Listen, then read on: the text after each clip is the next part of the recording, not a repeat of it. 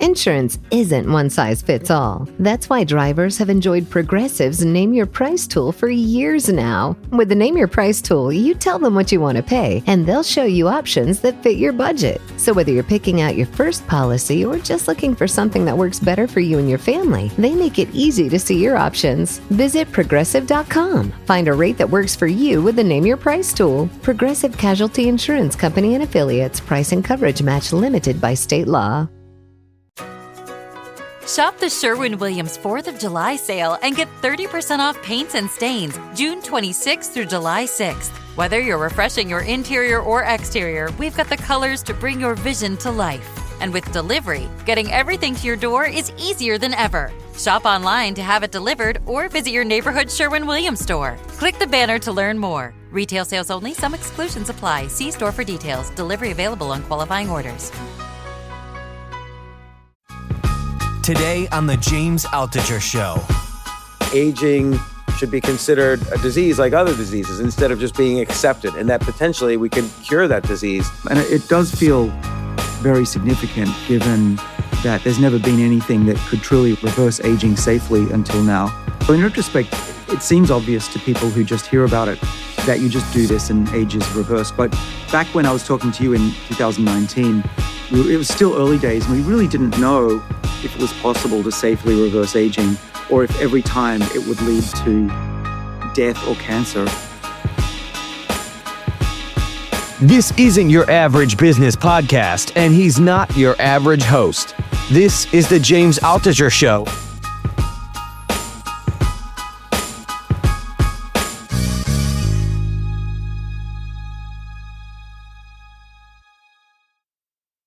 I've been obsessed with anti-aging and the science of longevity. By the way, I've been obsessed with this for a long time. As you know, I've had a ton of anti-aging experts on the show. And today I'm super excited because history is literally being made right now. Like, people are going to remember this year forever. I have David Sinclair on the show. Back in 2019, David came on for the first time when his book Lifespan came out. He's a Harvard scientist, researcher, and he just submitted the first drug for FDA trials that's involved in anti-aging. We talk about that. But look, whenever David comes on, it's literally changed my life. I started intermittent fasting. I began taking all the supplements he talked about, and we talk about them in this episode. I got religious about my sleep. And honestly, ever since then, it's been one of those moments where you feel like the future just cracked open a little bit. Well, today we're catching up. And of course, a lot has happened. I mean, the stuff we're talking about sounds like science fiction, but it's really here now. Not just slowing aging down, not just looking good, but actually reversing aging. We dive deep into the Yamanaka factors, which is the groundbreaking work his lab has done, and the fact that they're, again, now in FDA trials to actually reverse aging. We talk about that. We talk about what's currently working now in animals with reversing aging in brains, eyes, livers, skin. It's totally wild. We talk about what's coming next for humans and what this could mean for Alzheimer's, dementia, and just getting our health back. We also get into the practical stuff I know people are interested in: NMN, NAD, metformin, berberine, testosterone, what I'm still taking, what David's taking, what he stopped taking, and the lifestyle changes that kept both him and his 86-year-old father looking and feeling ridiculously young. And I'll say again, this isn't just like science fiction or things we hope for. This is stuff that is happening right now. Aging is being reversed now. So without further ado, my friend, the guy who's been on this quest since his 30s and is now seeing it move into human trials, Dr. David Sinclair.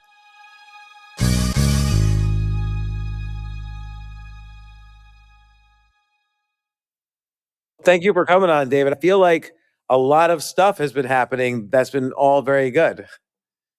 Yeah, it's crunch time now. We'll see if our latest tech works, or we have to try again. But you know what it's like as an entrepreneur. You keep going until you succeed. So that's where we're at. You first were on 2019 when Lifespan came out, and Lifespan was literally a life-changing book. Like, for me, I started taking a lot of the supplements you recommended.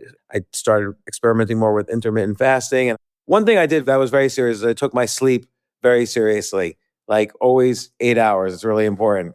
But what I was really curious about then, and you've kind of been doing what you've been saying you would do, is when would all of our lives change? When would aging reverse. And you always said that aging should be considered a disease like other diseases instead of just being accepted, and that potentially we could cure that disease.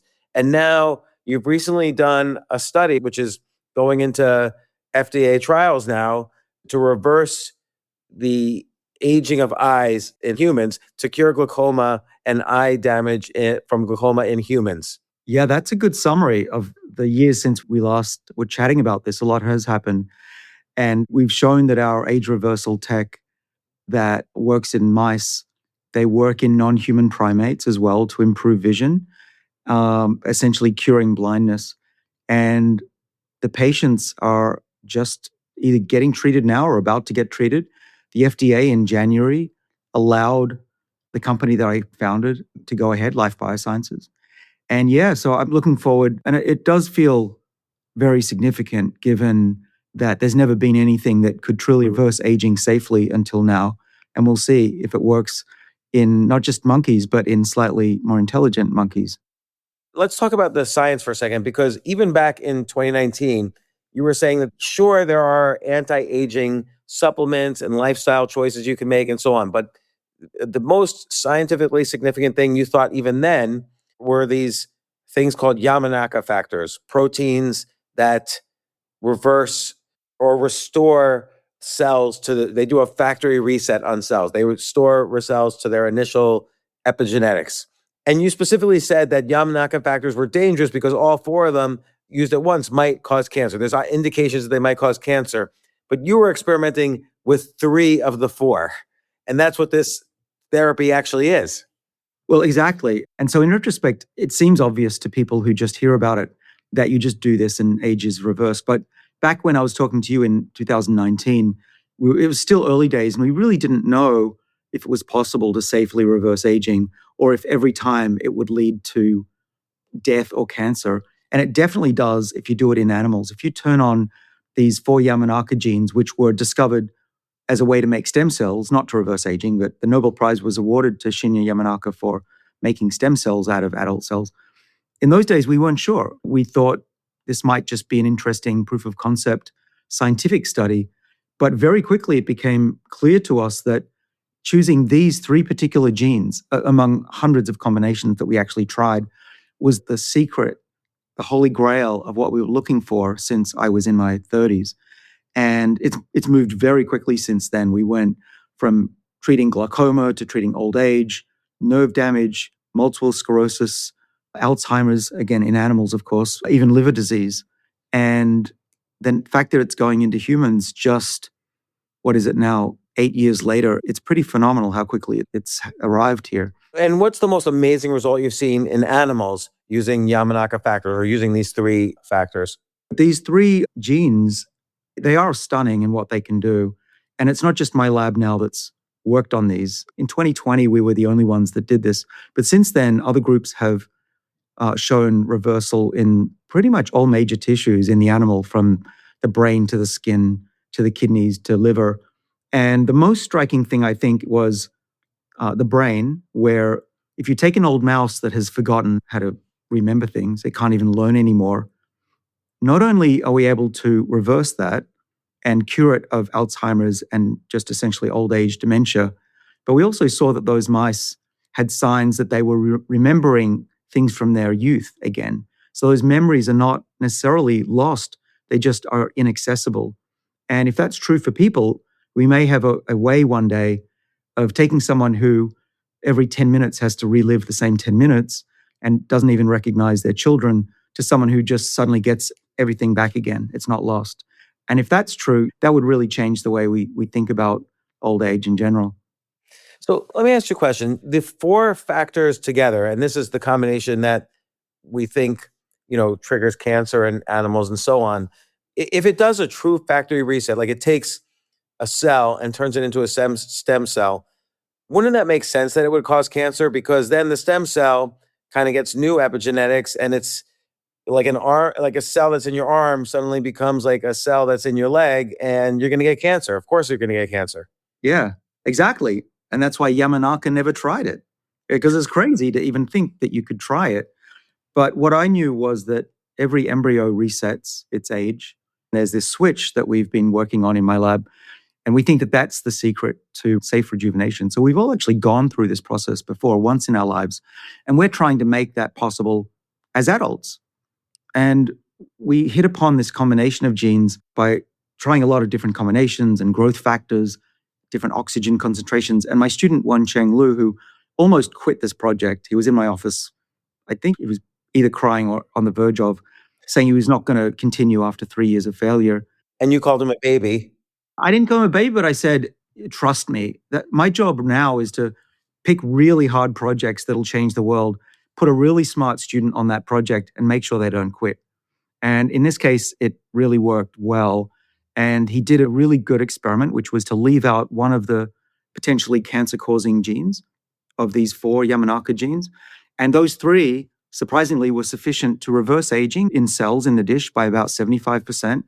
But then they stop. They don't go back 100% to zero like Yamanaka found.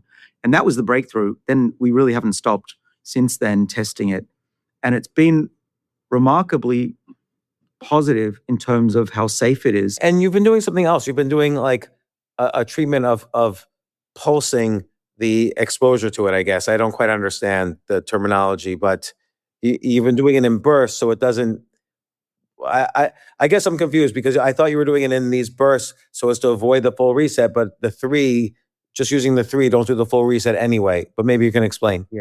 Yeah, there was a study before us, actually beat us partly to the punch. Juan Carlos Belmonte's lab showed that if you turn on all 4 of the Yamanaka genes, you get a dead mouse in a few days. But they persisted and they found that if you turn on the 4 genes for 2 days and let the mouse recover and do it again the week after, if you keep doing that, a short-lived mouse, not a normal mouse, but a short-lived mouse could live longer, what we call a progeroid or a short-lived accelerated aging mouse. Now that raised a lot of eyebrows. People were saying, well, all you're doing is just stressing the heck out of a mouse, and that's why it lived longer. And there was no real proof that it had anything to do with aging. So when we came along and we showed that not only could you reverse aging very clearly by looking at the structure of the DNA and how it's folded, but also that it improved the health of the mice, including their vision, that was the real game changer at that point. And what we showed, as you said, is that we didn't need to pulse it. We could leave it on for the rest of the life of the animal, and there was no cancer ever. The eye was perfect. In fact, the longer we left these 3 genes on in the eye, the better the vision got in these mice, just kept getting better. So we do have a safety switch, though, because we want to make sure this gets to humanity. We're not going to take any risks. So we also engineered a proprietary way to not just deliver these 3 genes where we want in the body, but to turn them on when and where and for how long we want. And the trigger that we developed was to take an antibiotic that gets into the body, gets into the eye, turns on the 3 genes. And we think you're going to need about 4 to 8 weeks to get your vision back if it works. But then the doctor will say, all right, stop taking your prescription antibiotics. It should switch off the genes. And if the mice and the monkeys are anything to go by, that person will have restored vision and it will be long lasting. And then the final punch to that is we know that if we turn these genes back on months, in some cases a year later, it works again. So you might just ask the patient a year later, I'll take another course of this antibiotic and your vision will get better again. So that's what the theory says. And we're on the verge of learning if that's going to come true for us or if we just have to go back and tweak things. Well, what's interesting with glaucoma is it's incurable. So once you have this vision loss, it's permanent. And so you're saying by doing this factory reset, you're returning the cell to where it was in pre-glaucoma days. And so the vision goes back to pre-glaucoma days for the first time ever. Yeah, that's the hard concept for most people to grasp because we're so used to the way medicine's currently done, which is treat the symptoms, not the cause. And really the underlying cause of all of these diseases, that including ALS, is the underlying aging process. Our bodies can fight these diseases. We don't get glaucoma, ALS, heart disease, you name it, in our youth. Why? Because our bodies can fight those diseases. We're all predisposed to these diseases, but it's not until later when our bodies become weaker and more susceptible do they occur. And what we found using this age reversal method, and now that we have this tool, we can ask the question, if you reverse the age of the tissue, what happens? And what we're finding without exception, actually, that I can think of, that diseases go away because the body is young enough and it can cure itself. So that's the new concept. Make the body young enough and it will cure itself. We don't need to target the symptoms, we target the cause. So fascinating. And now, if people put this in their eye, does it affect other parts of their body or just the eye? Like, in order for it to affect a part of the body or to affect aging in general, does it have to go everywhere, or are you targeting? Yeah, well, in the case of the eye, we chose the eye for that very reason that we could localize it, and that means it's safer at least. The FDA is more likely to not raise eyebrows. We chose the eye in the mouse originally because we could see in the future, excuse the pun, that it would be a good place to start testing this age reversal. But we could, in theory, even a year from now, be injecting the same medicine or something very similar into the vein of a human, and then it would spread throughout the body. Including the brain? You could put it into the brain through, I guess, ICV, or you could put it into a vein in your arm and spread it. So the answer to your question is that if you put it anywhere in the body, it seems to have an effect. The challenge, though, is to evenly distribute the DNA throughout the body. Right now, we don't have really good technology to basically get into every cell evenly. But targeting things like the lungs and the liver, very simple, and we're already doing that in animal studies. But ultimately, where we're going with it is, let's not deliver the DNA, let's just make a pill. And then you can swallow that and it'll get to every tissue. Equally or roughly equally? Roughly, yeah. And when you take a pill, I don't really understand the whole thing of the brain-blood barrier. Does it get to the brain if it gets to the rest of the body? You can engineer molecules now, especially with AI, to get through the blood-brain barrier. Typically, they have to be a certain size. Small is better. And then they leak into the brain. So we are actually designing our molecules now so that they do get into the brain, in large part because we don't want to rejuvenate the body without the brain. That would be the opposite of what we're trying to do for humanity, which is to keep us healthier, longer lived, and not suffer from dementia, which is the problem with a lot of medicines today. They keep us healthy, like blood pressure medicine, heart disease, but they don't have a way of protecting the brain. So we have a lot of people spending longer periods of their lives without their cognition, even though their hearts keep beating, and we don't want that. So, okay, you're in phase 1, which I think checks safety, right? That's the primary achievement, outcome of this trial, correct. Sort of a byproduct of testing it is that you'll see if it works. Officially, the company is registered just to check safety, but we're going to be checking their eyesight as well. And phase 2 technically is efficacy, right? If it works or not. Well, the eye is a little different than most places in the body. You don't do a healthy volunteer safety study.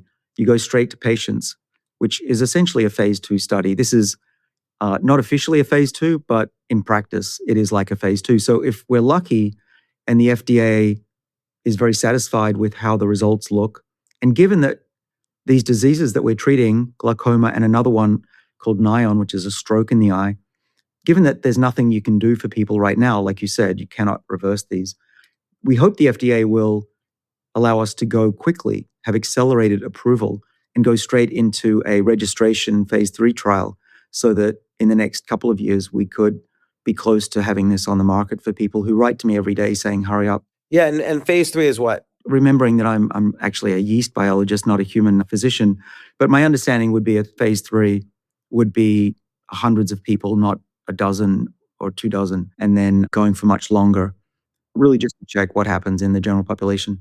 I mean, just to say, I'm hoping you go fast because my father, uncle, grandmother, and great-grandmother, and presumably her mother, all had glaucoma. And when I got my last test, they said I don't have it, but they had to check twice. I was like close. So I'm older than all my relatives were when they first got it, but that just could be lifestyle. Who knows what the reason is for that.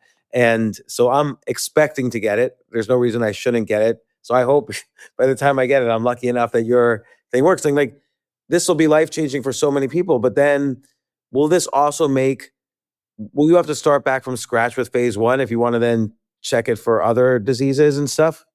Yes, because each disease is likely to require a different delivery vehicle. So right now we're using a virus-like particle called an AAV, And they have different numbers. The one that is being used right now for the eye is called number 2. For the liver, you might use number 8. And each one of those does require a new safety study. So yes, we do have to go back. That said, I think it should be easier and easier as we go along, similar with these GLP-1 receptor agonist drugs, where the government gets more data on its safety.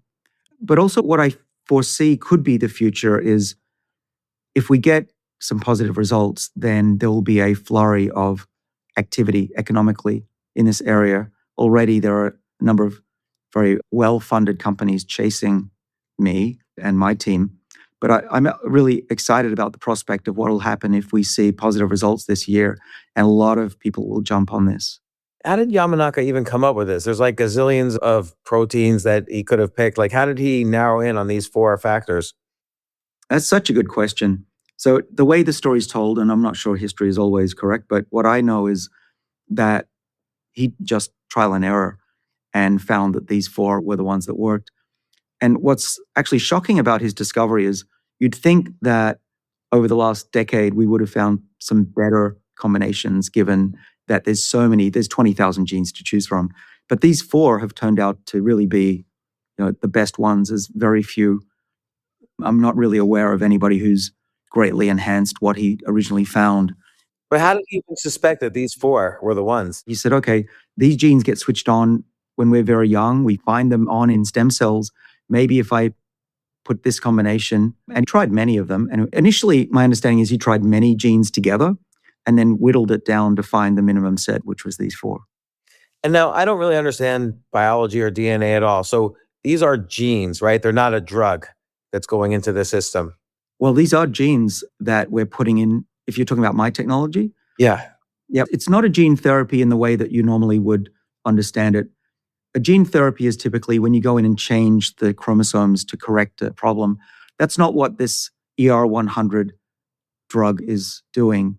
What we're doing is introducing the 3 genes called OSK for short, and we're putting them into the cells with what's called a promoter that responds to doxycycline, the antibiotic. And it does require genes, and it will be classified as a drug, and it'll likely be given with an injection. And that's how it is. The problem with these is not that they're effective, they're actually very effective. The problem is that they're expensive. And that's why my lab has been working for the last 6 years to try and bring the cost down from hundreds of thousands to make the drug to hundreds of dollars. And what's expensive? Like, so you have to accumulate a supply of O, S, and K? Well, no, actually, we built that so that my student even built the main circular DNA molecule that essentially unchanged is going into humans. So that part we did in the last decade. So you have a supply of this OSK. Oh, yeah. So we've got lots of it. And what's your address? Yeah. I think if you and I show up looking like teenagers again, people might get suspicious. You already look like a teenager, so. Oh, gee, you haven't changed, actually. You must be living a very healthy life. I am trying to live a healthy life. And that's probably why you've got your eyesight still. How you live your life really does affect your aging rate. You can see that even in people who don't care about their health. They actually look older because they literally are older. We can measure that with a blood test now. But yeah, the one thing I want to say, James, that you brought up that's important is the reason the drugs cost so much to make is they have to be made under such strict conditions. They're grown in huge sterile vats with human cells that multiply the virus that goes into the drug. And there's so many safety checks. You can imagine what would happen if it wasn't produced very carefully. It's not like food where you can have a contamination on it or a little bit of a cockroach. This has to be checked so many times. And it's that quality control largely that is the cost that goes into these things. But ultimately, if you can make it into a chemical or a pill, then the costs come way down because you can make that in the tons. Okay, so how fast do you think it will take? Let's say you're fast track. Let's say everything goes great. What's the earliest that this could be available and actually curing people? So probably it's 3 to 4 years at the earliest before a doctor can prescribe this to a patient. And that means another 3 or 4 years after that before you have more general, uses of these Yamanaka factors, like to cure all aging. Well, the good news is we're doing all this in parallel. we're not waiting for the result. We're already working on, I can't disclose too much, but some of it is disclosed. We have good results in the liver. We can cure fatty liver disease in a way that no other drug can right now by reversing the age of the liver in animals. But we're now looking at that to be one of the drugs that we test as early as the end of this year or early next. And yes, there's a whole pipeline of drugs, including pills that we're working on that would come quickly after this. Take a quick break. If you like this episode, I'd really, really appreciate it. It would mean so much to me. Please share it with your friends and subscribe to the podcast.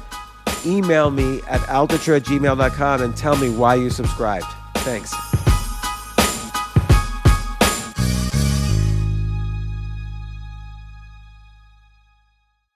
We've been using Storyblocks for years because, as you know, I'm always making podcasts, videos, newsletters, and we hate wasting time hunting for good footage, music, or images. Storyblocks is our go-to. I mean, it really is like a creator's dream. Everything is 100% human-made by real filmmakers and artists, professionally shot, curated, pre-licensed, so we can use it for anything without worry. And believe me, that is a worry for podcasters. We've used it for book trailers, YouTube videos, podcast sound beds. The templates drop right into Premiere, and their plugin lets us search and drag assets straight into our timeline. This tool saves us hours every week.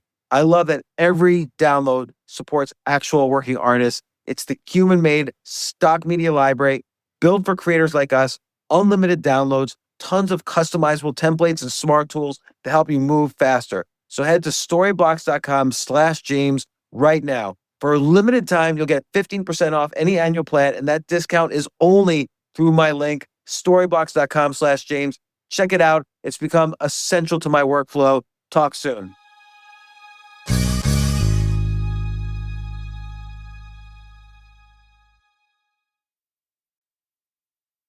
So it's just fascinating because you were talking about this again. You've been on the podcast 3 or 4 times. Every single time we've spoken, we've talked about anti-aging in general, but you've always kind of honed in on Yamanaka factors, and it's such a pleasure to see that this is working out. Last time we spoke, I think you said you were close, and now here you are in FDA trial. So it's very exciting. I want to hit some technologies and ideas that you've also spoken about that are more kind of in the supplement range. Like you mentioned, first off, you were the one who kind of first started talking about, as far as I know, NMN and NR as kind of precursors to NAD, which slow down, and correct me if I'm wrong, they slow down mitochondrial death. And often your biological age is measured by, I guess, how many mitochondria you have or how healthy your mitochondria are. So what's the story of, I've been taking NMN, I've been taking NR, I've even been taking directly NAD+. And so I just want to know what your current thoughts are on the pros and cons of all this stuff. Yeah. Well, I have to be somewhat careful because my voice, my image, and even AI versions of me are out there selling products all the time. So it's a big job for my attorneys. But I can speak about the science because you're right. My lab was one of the few that worked on this from the beginning, going all the way back to 1999 and beyond. A good friend of mine, Shin Imai, is a professor at Washington University, St. Louis, and he deserves the credit along with our mentor, Lenny Guarente at MIT. And what they discovered was that the enzymes that control aging, and we think that the greatest cause of aging isn't just mitochondrial decline. What's really happening is that the cells are losing the ability to read the DNA correctly. These enzymes are called sirtuins, and they need NAD and NMN to work efficiently. And as we get older, we don't make as much NAD. So the idea is if you eat NMN, you'll make more of this cofactor for these defense enzymes, and they'll slow aging. And we actually have some evidence of that, both in humans and in mice, some of which we hope to publish soon, including lifespan extension in female mice. And so the sirtuins, if you go back to my early work when I was in my 30s and 40s, now I'm 56, so it's been a while, these sirtuins are controlling genes. Even in yeast, where I started my work at MIT with Lenny Guarente, these sirtuins are controlling how genes are turned on and off. And the Yamanaka factors, the reason we focused on those is we thought they were the way to get back the control of our DNA. And then once you've done that, what you've got young control of your DNA and all of your genes, the cell behaves like it's young, and it literally is young. So the mitochondria come back to life, and the cell is now functional again.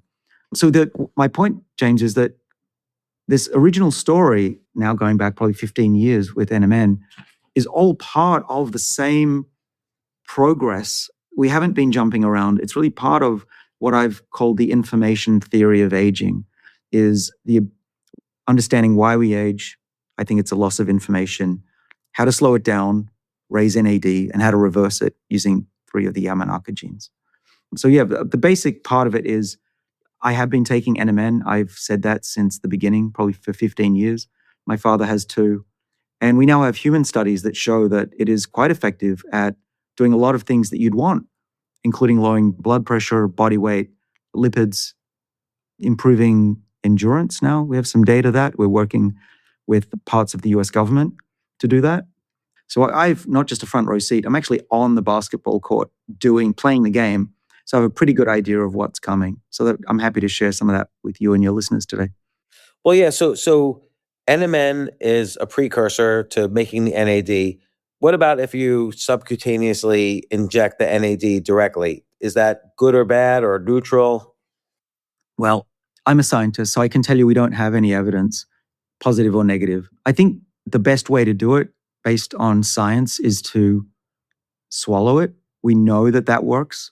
We just don't have a lot of data, if any, on injecting NAD, whether it's into the muscle, the skin, or into a vein. I know a lot of people do it, and they report feeling good, but it just hasn't been done rigorously like we've done NMN with double-blind placebo controls, which is what you need to really prove if something's making a difference.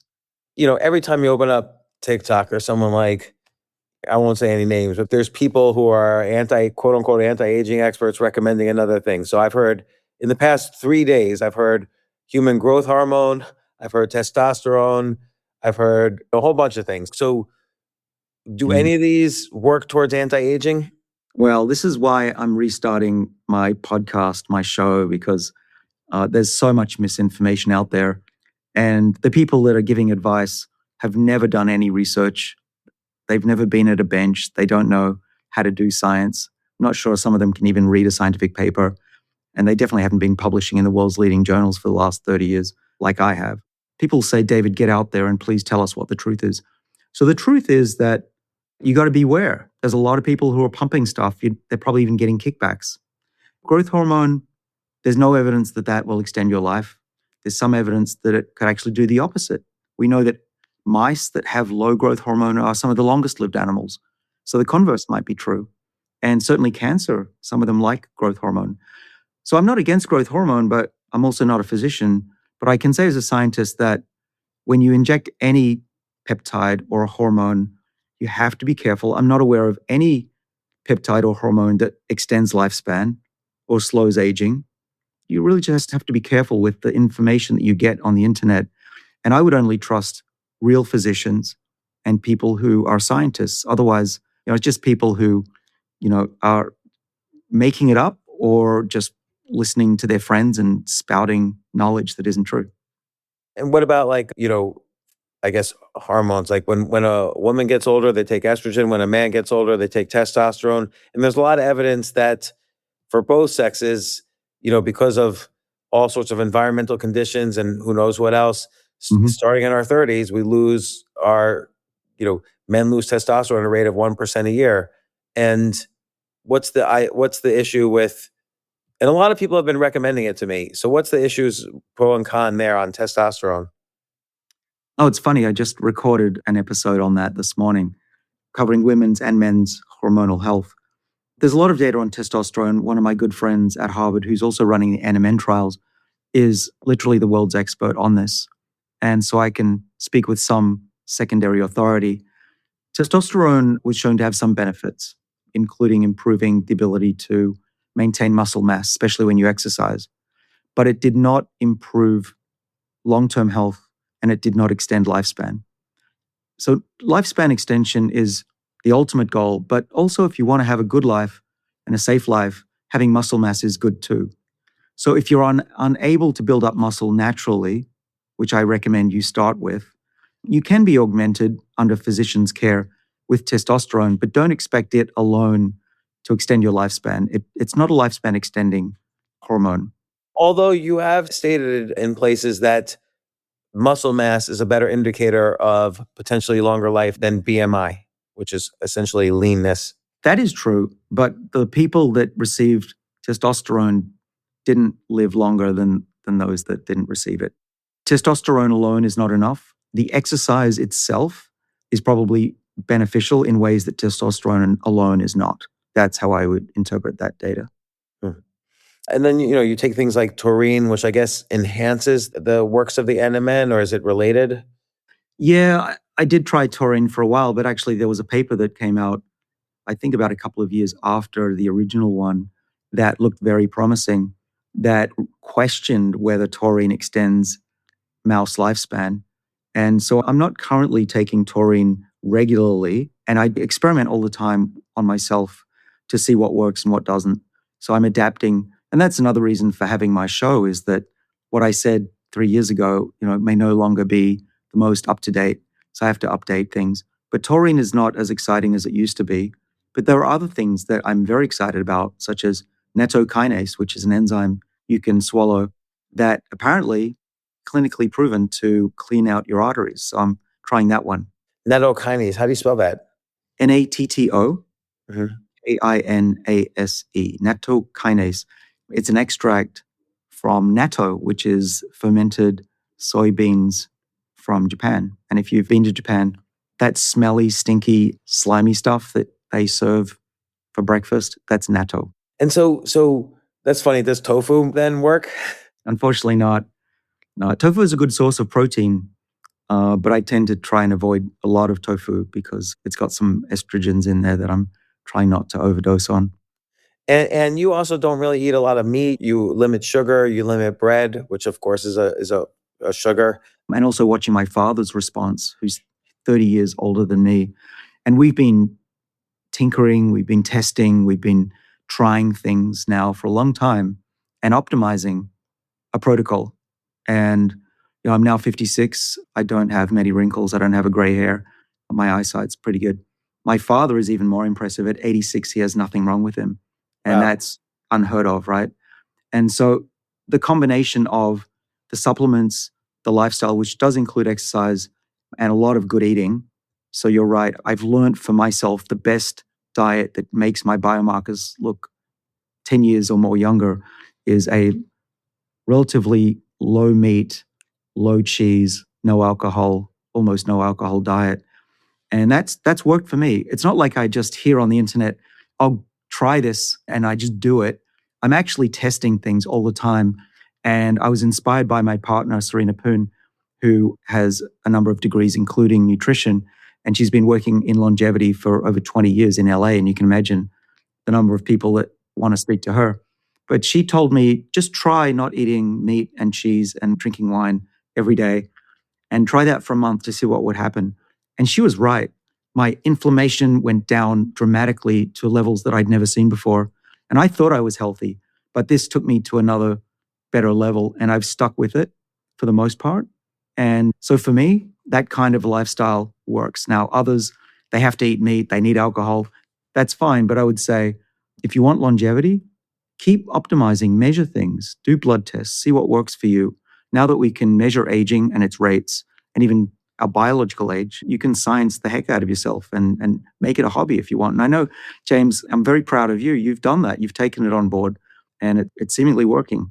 No alcohol, limited meat. Like if sometimes maybe every 2 months I'll have like a steak or something, but usually it's fish. And I sugar is impossible to avoid. When you eat bread, when you eat anything, there's sugar in it. But candy or real sugar, like real processed sugar, I don't do, or soda or anything like that. And I try to, as much as possible, do intermittent fasting. Sometimes it's hard, but I try. And then sleep is really, for me, just on a cognitive level, sleep is very important. I need sleep. Yeah. Well, you've got a very active brain, so that doesn't surprise me. But it is good. Most people don't realize that sleep isn't just for memories. It's actually cleaning out your brain. We know that now. And without it, it builds up all of the toxins and the misfolded protein. So that's clearly important too. Yeah, I read somewhere, and again, it might have been through you, that if you do like 6 hours of sleep for like 3 or 4 days in a row, it's almost like you'll exhibit symptoms of Alzheimer's. Yeah, 'Cause it seems like a lot of anti-diabetes drugs actually are anti-aging drugs in secret. Yeah. And I can't think of it- examples, but I guess maybe like the GLP-1s are examples of this. yeah, GLP-1s are the latest potential longevity drug. The classic is metformin. And that's something that my father and I have been taking for a while. You want to talk to a doctor, it's a prescription medicine in most countries, but it does lower blood sugar. It's taken by type 2 diabetics as one of the first line and one of the safest medicines for type 2 diabetes. Why it helps with longevity, we don't know. It could be through or because of the sugar lowering effects, but it may also be some off target, unknown effects. But either way, it looks very promising. It certainly doesn't hurt you, as far as we know. It's quite a safe drug, again, with doctor's approval. And so I've been taking a gram on and off for many years. And when I say off, I also have experimented on berberine, which is the natural version of metformin. I was going to ask you about berberine. So during COVID, I was taking berberine every day. Great. How did it work for you? It's hard to know. I'm not doing like a real test, so it's hard. I didn't get COVID while I was taking it. It was only when I stopped taking it, I got COVID, but I stopped taking a bunch of things at the same time. So it's hard to know. I moved, so it was hard to kind of get my routine going again. But it seemed to have helped. Great. Well, so berberine has been well studied in clinical trials, which is why I like it. It's not just a rumor that it works, and it's been shown to lower blood glucose as well as protect the heart. And we've studied it in my lab, and it's quite effective. And it works in part through some of these sirtuins that we study, and it also boosts mitochondria. We published about 10 years ago. And as you know, as you've said, mitochondrial activity is one of the keys to longevity and certainly having enough energy to drive your muscle and your brain activity. So yeah, berberine. Sometimes I don't take metformin because I have a sensitivity to acid, and metformin disrupts my stomach a bit. I'm one of the 40% that can be reactive to metformin, so I switch for a while. But for instance, now I have no reflux. I've solved that. It's all good. So I'm now going back on a slow release metformin, 1 gram a day. My father, by the way, has been on metformin probably for 20 years. And I attribute some of his health to taking the combination of metformin, NMN, and resveratrol. Mm.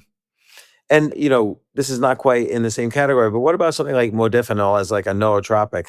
Well, yeah, I don't know about longevity, but certainly for focus. I have experimented with Adderall, and to be honest, Adderall, when you take it, does make you smarter right then, but I'm worried about the side effects and the withdrawal effects.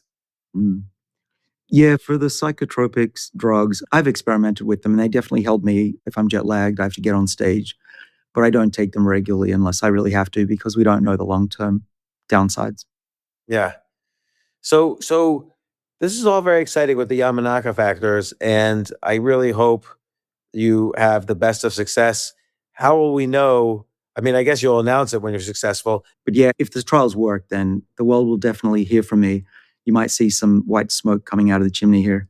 Well, David Sinclair, I mean, it's always so fascinating catching up with you. You've definitely changed my life through your various advice about lifespan. It really stuck with me that all of these supplements are good, but they're not going to solve the problem. And with Yamanaka factors, it seemed like you were making this serious attempt at reversing aging. And so this is what I look forward to. I'm glad you're starting with glaucoma since it's probably the first example. It's probably the first example of aging I will have. So I hope it works. I was just watching a TV show too, where a character in the show got glaucoma, and they made a big deal how it's like irreversible. She's going to be blind forever. And this would be very exciting if you could reverse that, but also as basically a precursor to reversing other forms of aging. Like, what do you think will be next? Alzheimer's? Well, the brain is a little hard to get things into, as we talked about.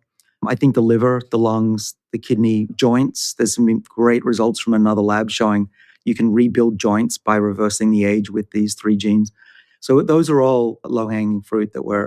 What about just being youthful, like just looking youthful? Now you've got everyone listening. They're turning up the volume, I'm sure. So I've recorded an episode So if you want the long version, tune into lifespan.com. The short answer is we've been working on that for many years, and we actually have really good evidence that we can reverse the age of human skin. We can actually grow human skin in the lab from scratch. And I'm now more focused on hair as well. And I think there's a good chance that we won't just feel better, be resistant to diseases, cure diseases, but we should even look better as well. You can just imagine what that would be like is if you take a pill and you literally look younger. Of course, we have to start with the eye. You have to start somewhere. But in the lab, in my lab, it's a daily thing where we reverse the age of the skin. It's better healing, it's better growth. And it's down to a pill. It's not an injection. It's a pill for these mice. Their skin gets better. It's not Yamanaka factors? No, we've gone beyond that. My lab is so far ahead of what the world knows. What are you doing? Well, we used AI and some ingenuity to find a little drink that we give the mice for 4 weeks, and parts of their body, their skin and other parts get younger and their body heals. You can even rub it on the skin and the body of these mice heals faster. So we're working diligently at the next generation of medicines beyond these Yamanaka genes. And what does that mean, next generation? Like, are they other genes that you've discovered or? They're little chemicals that we synthesize or purify that are put in a tablet or a drink. Imagine a Red Bull, but your doctor gives it to you and it's rejuvenation. This isn't me making it up. Every time I go into the lab, my students say, hey, guess what we just cured or what we just reversed? It's amazing. You should come up and see the lab. It's really fun. I will come up, definitely. And will I be able to sample this drink? No, but we'll show you the effects on mice. And, we should keep in touch. I can come back on the show and update your viewers, your listeners about how we're doing so that they're some of the first people in the world to hear it. Yeah, no, that would be great. And can you say what the science is of these chemicals? Like, what's the kind of backdrop here? I can say that they are chemicals that mimic what happens in an early embryo to reverse aging. And so far, very safely seem to make tissues young again in the same way that the genes do, but just safer, simpler, cheaper. And it is in mice, so we still have a long way to go. We have a few more years of work, but we're doing safety studies in animals to see how safe it is. And if all really goes well, and don't go betting on this yet because it's still early and risky, and I know you can bet on anything these days, we hope to dose our first human in 2026 if everything goes well. Wow. Well, David Sinclair, author of Lifespan. What's the podcast called? It's called Lifespan, and sign up at lifespan.com. We're building the world's largest longevity community. We're going to learn from each other. We're going to build healthcare from the ground up. Excellent. And look, congratulations on being the first anti-aging drug to get into FDA trials. And I really hope, really hope, beyond anything else, that it succeeds. And I wish you all the best and good luck. James, I love coming on your show. I rarely go on podcasts these days, and I've got mainstream media hounding me, and it's no comment. But you're one of I would call you my friend, someone I trust. And so it was a no-brainer to come on your show. I appreciate it. The last thing, James, before I go is lifespan.com is proud to support medical research through the Lifespan Foundation. And there's a lot of funding cuts to students and labs around the country in the United States. And so we want to help make up that difference in a small way. And so when you join us at lifespan.com, you'll be contributing to medical research into longevity as well. Oh, excellent. I'm going to check that out. Well, and everybody should check that out who's listening to this. This is such valuable information. So once again, David, thank you so much. I really appreciate it. I'm going to visit that lab in Boston. I'm excited. Great. I can't wait. And don't steal any, okay? I'll try not to, but don't tempt me because I don't know. We'll be watching. Well, take care. You look great. And it's really great to see you. Yeah, thank you. See you. Cheers.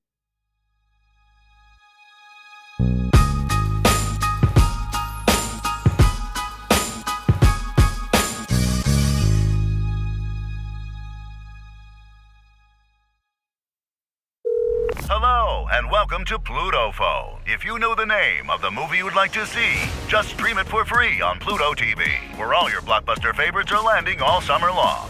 Catch Anchorman, The Legend of Ron Burgundy. Fantastic. Men in Black 1 through 3. That's what I'm talking about. Mean Girls. Shut up. Titanic. I'm the king of the world. And so much more. For Showtime's Press Nothing. They're free 24/7. That is so fetch. On Pluto TV. Stream now. Pay never.